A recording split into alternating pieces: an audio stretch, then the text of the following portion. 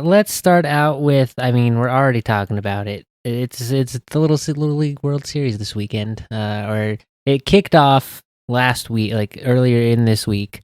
The thing I had caught when I started my reporting last week was the Little League Softball World Series. I did not realize that they were not concurrent. So, and we do have a winner out of that. If you didn't catch it in the headlines, Pennsylvania beat the Illinois team to become the Little League Softball champions of the country this year, behind the performance of Reagan Bills, who not only pitched every single pitch for their team in this tournament, but also drove in the winning run for the championship game. So shoulder. I guess, yeah, they figure it's not as intense on the underhand delivery. No, nope. I don't know. Yeah, for whatever reason, there was no limitation on pitch count or anything in the softball tournament. Unless she's incredibly good and it's only taken the three or less. Right. I mean, it's an excellent performance. I didn't want to spoil too much because I will just go ahead and say I'm going to nominate Reagan Bills as my baseball player of the week this week. No earned runs over 30 innings pitched, 12 hits allowed, 8 walks, 51 strikeouts. An incredible performance, and she was doing it on both sides of the ball, pitching and hitting, bringing home the championship to Johnstown, Pennsylvania. Great. Yeah, absolutely. She'll be a hero in those neck of the woods for years to come. Just in time just to go back to school. Basically, which, I mean, pretty good bragging rights when it's, what did you do over summer vacation? You whip out a trophy. Became one. Let me pull this out of my backpack. Yeah, it's a good reveal. And then, so that was the softball tournament that wrapped up last weekend, and baseball has started up this week.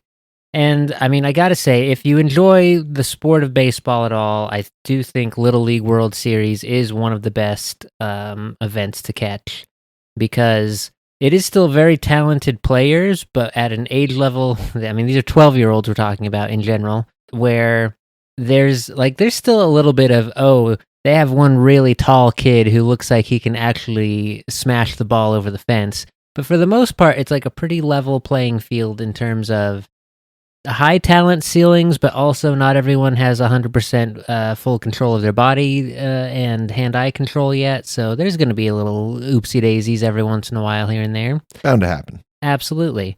And it leads to some very entertaining games. We have already started... before I get in... If you're not familiar with the format, this is in fact a series that does involve world teams. We do have an international half of the bracket. I was going to ask, did the softball one not have it did world not. teams? I was about to say, it doesn't feel like the... I was very confused. I was like, where did the international side go? But no, for the softball one, it was just U.S. teams. Yeah, I don't think softball has reached the reaches outside of the U.S. The organization, the organization is not quite as broad and deep rooted. But in the international bracket, give you the rundown on who we can be looking forward to coming up to face our U.S. side. We've got a Mexico team, El Swing Perfecto from Chihuahua. We've got, out of the Latin American region, the Cardenales Little League from Venezuela, who had to get a special exemption to some of the restrictions in traveling from some of the countries in Latin America to the U.S. currently. So rooting for them to have hopefully made that. I hope it's a long tournament for them and be really sad for them to show up and immediately have to go back. Absolutely. Representing the Japan region is the Johto Little League. No H in their name, just Joto. Okay. For the Pokemon fans out there. Out of the Caribbean, we've got the Aruba Center Little League from Santa Cruz, Aruba. The Asia Pacific region, a very broad category, is being represented this year by the Tungyuan Little League from Chinese Taipei. They made it into the tournament, beating the South Korean team. We also have a Puerto Rico region, represented by the Juan Bibiloni Little League out of Yabucoa, Puerto Rico. An Australian team made it over. That's a long journey. Depends which way you go. You have to get to Williamsport, Pennsylvania, so you can't, even coming the left side, like the Pacific side, that's still going to be a long Long trip. Our team Australia represents Brisbane out of Queensland for the Little League out of Australia. We also have a Panama region. Vacamonte Little League from Oeste, Araihan. Not familiar with that. I didn't realize Panama was so well covered in Little Leagues that they needed their own region. I thought they had, because I forget who was the powerhouse there for a little bit, who had been to the finals like 3 or 4 times in a row. And Mexico makes it a lot. Whoever comes out of the Latin America bracket tends to be a pretty good team. Panama was part of that, essentially. I guess the Panama is so dominant that they have been broken out into their own. And then our final 2 international regions here, the Europe-Africa region, another very broad swath, being represented by the South Czech Republic Little League out of Brno, Czechia, which is a little surprising for the Czech Republic, but good for them. And then we also have a Team Canada from Little Mountain Little League out of Vancouver, British Columbia. From the Canadian region. Mm-hmm. The U.S., similar thing, some big chunks of the country carved up and only 1 representative out of each side. A Great Lakes region, it's Illinois, Clarendon Hills. The Metro region, which is, again, a big, that's like the entire northeast of the country, being represented by the Fairfield, Connecticut Little League. Mid-Atlantic is covered by the Glenmore Eagle Little Leagues out of Township, Pennsylvania, which is, I think, the exact same team as our softball winners. So they have a little extra oomph to keep up with the girls there. Sioux Falls, South Dakota is our Midwest region representative. Out of the mountain region, it's the Summerlin South Little League out of Las Vegas, Nevada. The New England region is getting represented by the Braintree America Little League out of Braintree, Massachusetts. That's a terrible name. They might be smart, though. Yeah, you'd hope so. The Northwest region being represented by Bonnie Lake, Washington. And our Southeast team is the Irmo, South Carolina Little League. Southwest representatives are the Lamar Little League out of Richmond, Texas.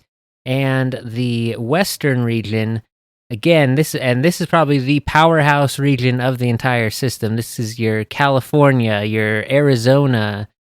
The team representing the West region is Honolulu, Hawaii.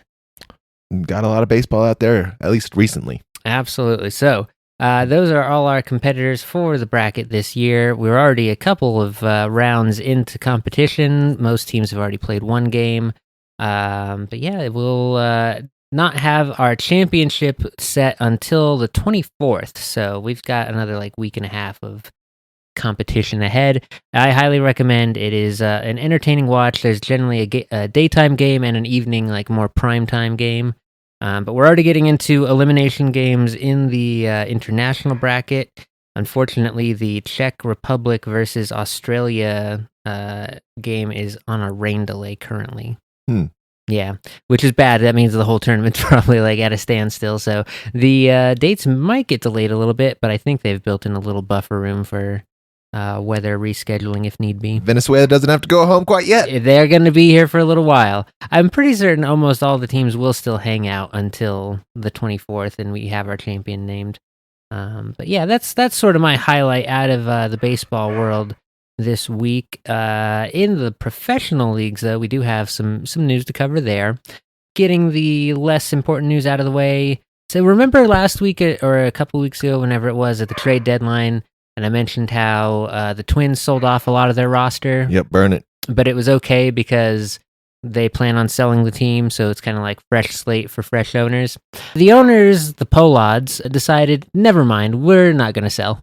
So they have actually taken the team off of the market and have gone ahead and reassured all the fans that, no, actually they've decided they are, in fact, the right people to be in charge of the team right now. This house will be a rental instead. Basically, it's a very silly and upsetting to most Minnesota fans change of heart from the billionaire owners there. The Milwaukee Brewers have, I don't know if you've been paying attention to this, since calling up Jacob Mizorowski right before the All-Star break, have basically been unstoppable. They are already at 77 wins. The next closest team behind them is at 72, and that's Toronto. I do remember, I think I have heard of them kind of starting to get on a little bit of a hot streak here because their name have entered the the realm of national sports media. Exactly. Yeah. Once ESPN's talking about you, you know you're doing something. You've done something either terribly wrong or terribly correct. Exactly. In this case, it is terribly correct, and they in fact unlocked a. So if you're not familiar with the Rockies taco special, in a promotion with Taco Bell, whenever the Rockies score 7 runs, you get a discount on tacos. Very seldomly does that happen anymore. Very rare. The Brewers enjoy an even rarer food-based sort of deal. With their 12-game winning streak, they unlocked for the 3rd time ever since its inception in the 1950s, free burgers from a local burger joint that I don't remember. I think it's called Glenn's or something. And they put a very high bar up there.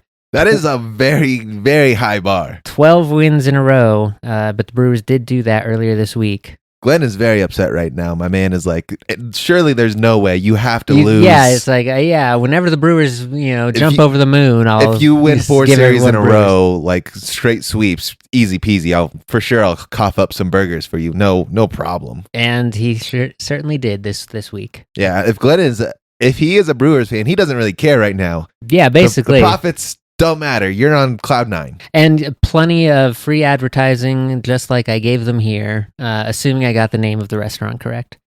But otherwise, in our Colorado news, when we last left the Rockies, their magic number was 11, and they went ahead and rattled off 3 wins this week. I told you, it's possible to beat that St. Louis team. It definitely was. I was a little surprised at how effective they were, but we actually got, out of that St. Louis series, one of the best pitching performances of the entire year. That game 2 that we won 3-0, we only used 2 pitchers the entire night. You know what that means? What? It can only be downhill from here.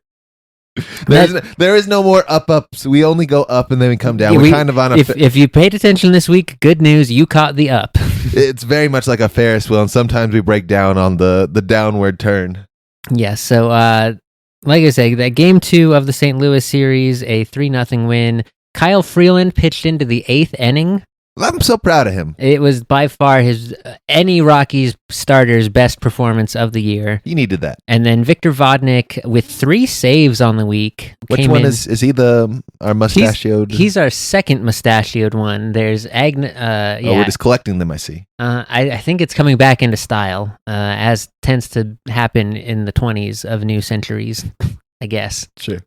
The boys won 2 in St. Louis, and then last night took game 2 in their most recent series against the Diamondbacks. We were just talking about the Diamondbacks last weekend as well, and this time they did lose game 1 on the Friday night affair. That was an 8-2 kind of drubbing, but last night they were able to do a late rally. In fact, it was a Hunter Goodman 2-run home run as a pinch hitter.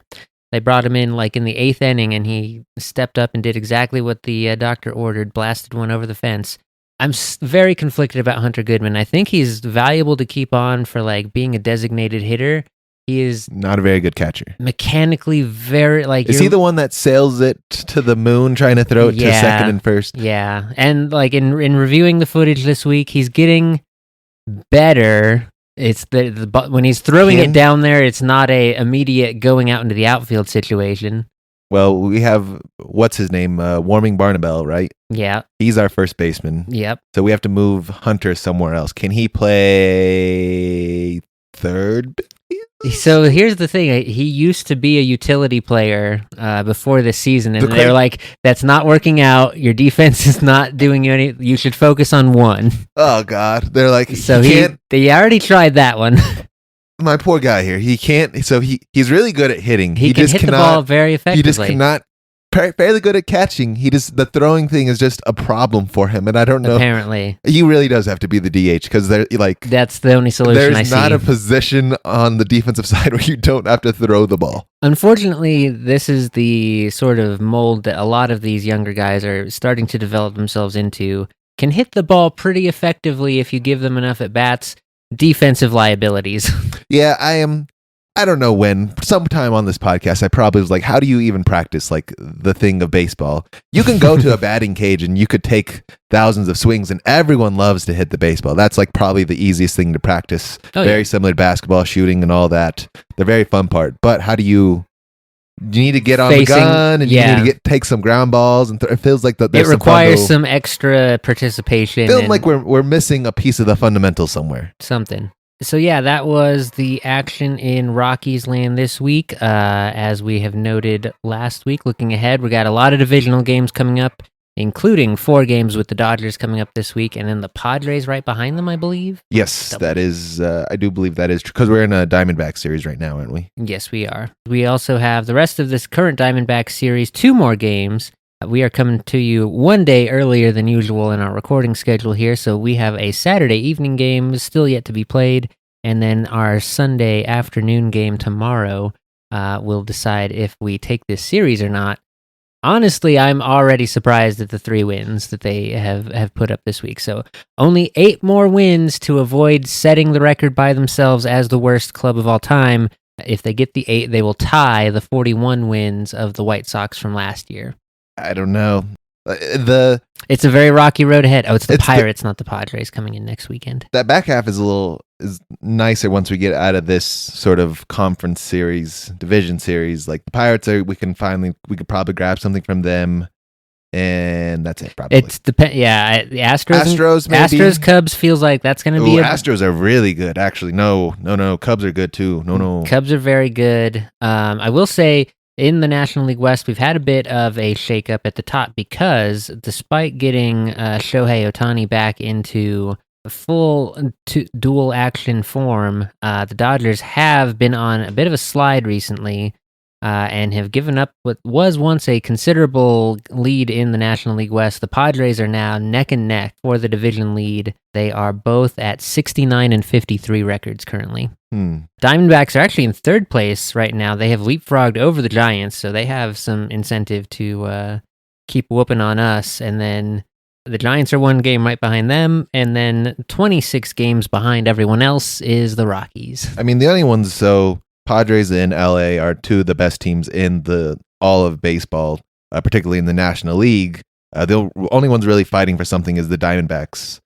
They are 1 game behind Diamondbacks St. Louis. and Giants are both right there. Yeah, they're Giants too, I guess. Giants are a couple games behind St. Louis and Arizona. 1 game behind Arizona, and Arizona's 1 game behind St. Louis, and it's 8 teams to get in the baseball world, I think, right? It's so your top. You have your champion. You have your top 6. Yeah, your division leaders, and then your top 2 non-division leaders are the wild card spots. But then the wild card teams have to play each other immediately before the first round. So right now with the the National League alone is kind of wild. With the Brewers in first place in the Central, the Phillies in first place in the East. The Mets are a wild card team right now, and the Cubs are a wild card team right now. Somehow the Marlins are in 3rd place in that division, and the Nationals have fallen to the basement. Yeah, the Nationals have had a little bit of a rough go. I've been kind of seeing. Yeah, okay. I have not been paying attention on that east side of the country there. So that's a wild look out in the National League, and then checking over with the American League. What do we got? As we've said, the Blue Jays have been hot at 72 wins, leading the American League East for the first time in forever. Yep, the best team in baseball currently, at least as standing at present day, current right now as this podcast is happening. They are the best team, I think, around the league. The Brewers have 5 more wins. They do, but I think on the up and up, I think I like Toronto a little bit better. Oh yeah, I mean, like if as like a roster, I would say. Sure. Blue Jays there, so Red Sox and Yankees, 2 games apart, trying to fight for a wild card spot currently.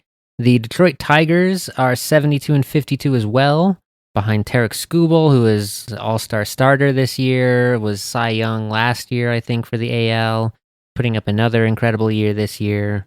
That's not a big surprise. And then, the Astros, who we were just discussing, are tied for the lead in the American League West. They are dueling out with Big Dumper and the Mariners out there for the division lead. And then kind of the Rangers and, the Angels less so. The Rangers are still in the conversation there, but probably whoever doesn't take the lead in that American League West is going to take that second wild card spot. So very interesting and very tight races to keep track of here in the back third of the season. Yeah. But it is wild how much more baseball we do still have to cover. Oh, it's so much more. That 165 games feel like it's never going to get here. Basically. But I think that is all the coverage we have for baseball this week.